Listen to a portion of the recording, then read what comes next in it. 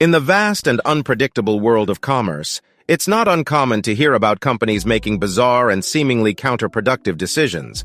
But perhaps none are quite as puzzling as the trend of intentionally sinking fully functional ships. Yes, you heard that right.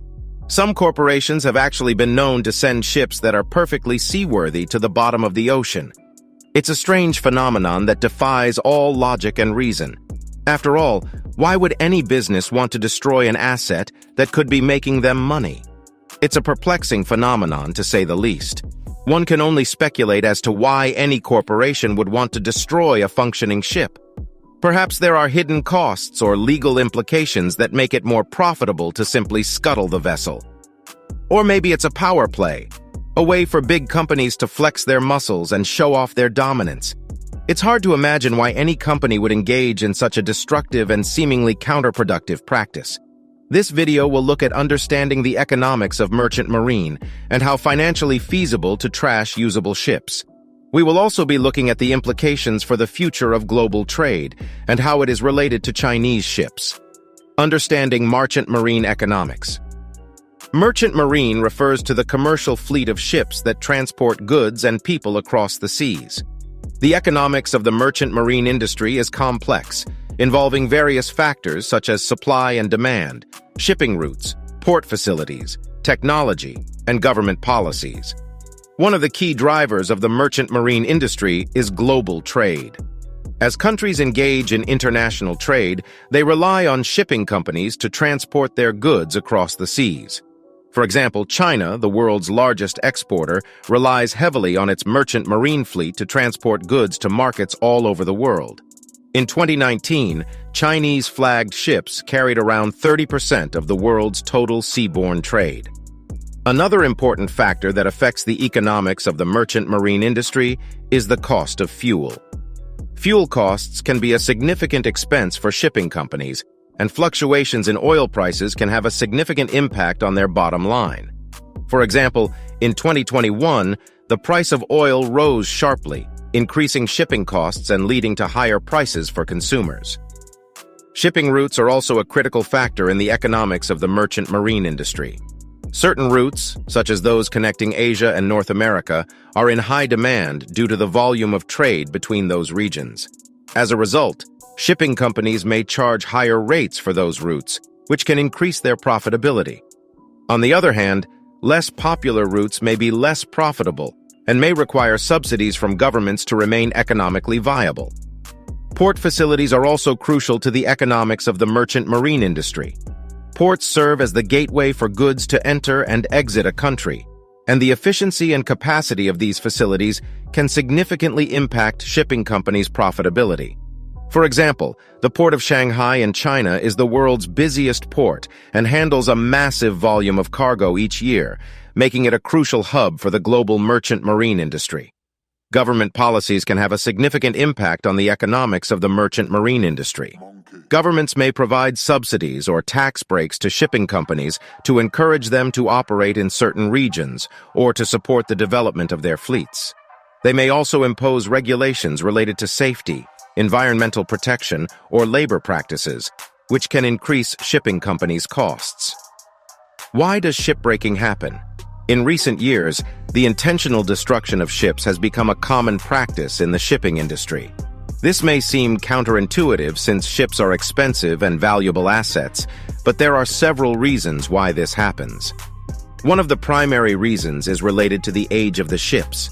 Ships have a finite lifespan, and as they get older, they become more expensive to maintain and operate. In some cases, it may be more cost-effective to scrap the ship and build a new one, rather than continue to invest in an aging vessel. This is particularly true for ships that are no longer compliant with current environmental regulations or safety standards. As a result, shipping companies may decide to retire older ships and replace them with newer, more efficient vessels. However, simply retiring a ship is not enough. Ships are made of steel, and the steel can be recycled, providing a source of raw material for other industries. When a ship is retired, it is often sold to a shipbreaking yard, where the ship is dismantled and the steel is recycled. Shipbreaking yards are typically located in developing countries, where labor is less expensive and environmental regulations are less strict. This can make the cost of scrapping a ship lower than the cost of operating it for a few more years. However, there is also a downside to shipbreaking. The process can be hazardous for workers, and the environmental impact can be significant.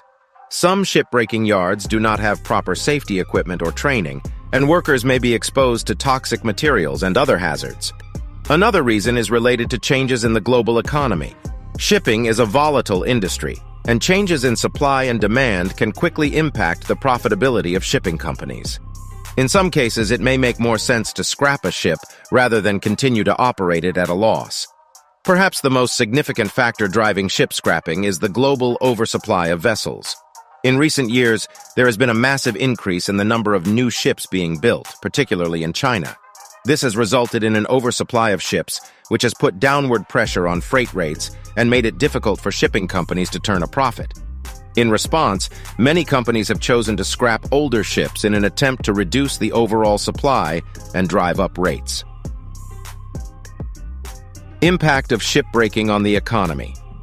While shipbreaking has been a common practice for centuries, the industry has grown significantly in recent decades due to a combination of factors including increased demand for scrap metal, lower labor costs in developing countries, and lax environmental and safety regulations. The economic impact of deliberate shipbreaking on the global economy is both significant and complex.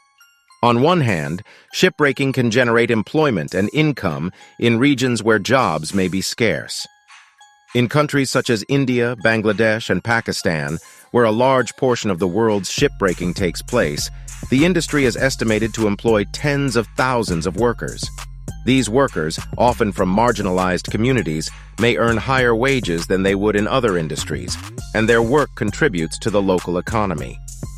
The scrap metal obtained from shipbreaking can be sold for a profit, contributing to the global supply of raw materials. This can benefit a range of industries, including construction, manufacturing, and transportation, by providing a source of recycled metal that is often cheaper than newly mined ore. However, there are also significant negative economic impacts associated with deliberate shipbreaking. One of the most pressing concerns is the potential for environmental damage and associated costs. The process of shipbreaking can release a range of hazardous materials, including asbestos, oil, and heavy metals, into the surrounding environment. This can lead to long-term health and environmental impacts, which may require expensive cleanup efforts or compensation for affected communities. In addition, the labor practices in some shipbreaking yards have been criticized for their poor working conditions and low pay. Workers may be exposed to dangerous working conditions and may not have access to basic safety equipment or training. This can result in injury, illness, or even death, which can have economic impacts on both the workers and their families. Another negative is that the process of shipbreaking can result in the loss of potential economic benefits associated with reusing or recycling the vessels. Rather than being repurposed or converted into other uses, valuable components of the ships may be sold off for scrap, leading to the loss of potential economic value. Conclusion. The deliberate destruction of ships worth billions of dollars is a complex issue with far-reaching economic, social, and environmental impacts. While shipbreaking can provide jobs, raw materials, and profits, it also poses significant risks to human health and the environment, as well as the potential loss of economic value from not repurposing or recycling the vessels. As such, it is important for policymakers, industry leaders, and the global community to work together to address the challenges associated with deliberate shipbreaking, to ensure a more sustainable and equitable future for all. This may involve improving labor standards and safety regulations, promoting the development of more environmentally friendly shipbreaking methods, and exploring alternative uses for decommissioned vessels. Ultimately, only by taking a comprehensive and collaborative approach can we mitigate the negative impacts of shipbreaking and ensure a more responsible and sustainable global economy.